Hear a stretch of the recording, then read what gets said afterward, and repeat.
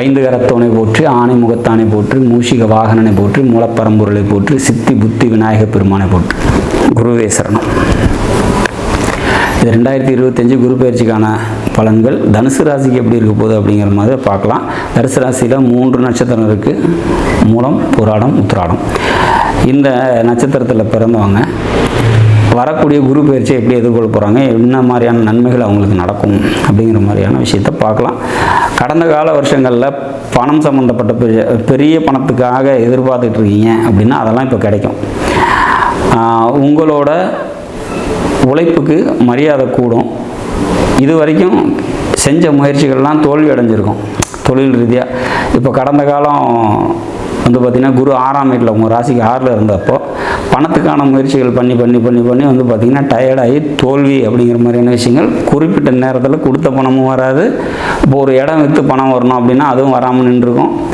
பெரிய பணத்துக்காக நம்ம காத்திருப்பு அப்படிங்கிற மாதிரியான கடந்த 1 வருஷமாக இருந்திருக்கிறதுக்கு வாய்ப்புகள் உண்டு. எல்லாருக்கும் இது அப்படின்னு சொல்ல முடியாது. பட்டு பெருவாரியான தனுசு ராசிக்கு பணம் கைக்கு சேர்றதுக்கு கொஞ்சம் தாமதமாகிட்டு இருந்திருக்கலாம்.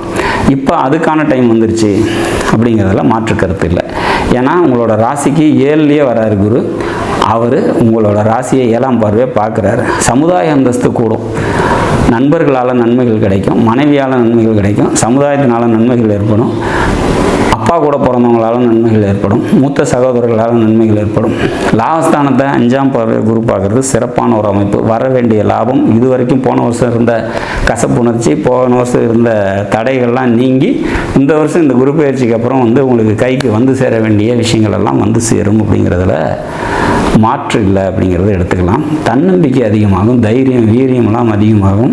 இளைய சகோதரம் இருந்தாங்க, அவங்களுக்கு ஏதாவது நல்லது செய்ய நீங்கள் முயற்சி பண்ணிட்டுருக்கீங்கன்னா அதெல்லாம் கண்டிப்பாக நடக்கும்.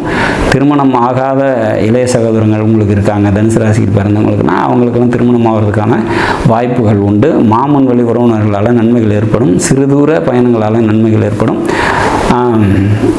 உங்களோட கம்யூனிகேஷன்ஸ்லாம் அழகாகும் அப்படிங்கிற மாதிரியான ஒரு அமைப்பு.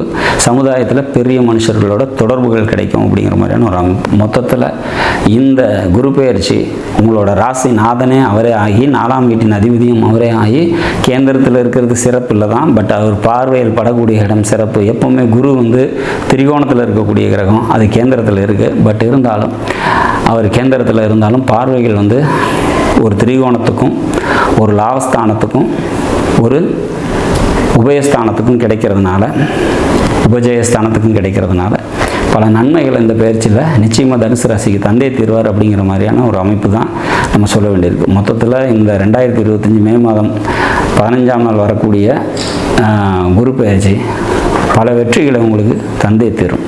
நாடும் நாட்டு மக்களும் நலமுடன் வாழ நவகிரகங்களை வேண்டிய அமைகிறேன். நன்றி, வணக்கம்.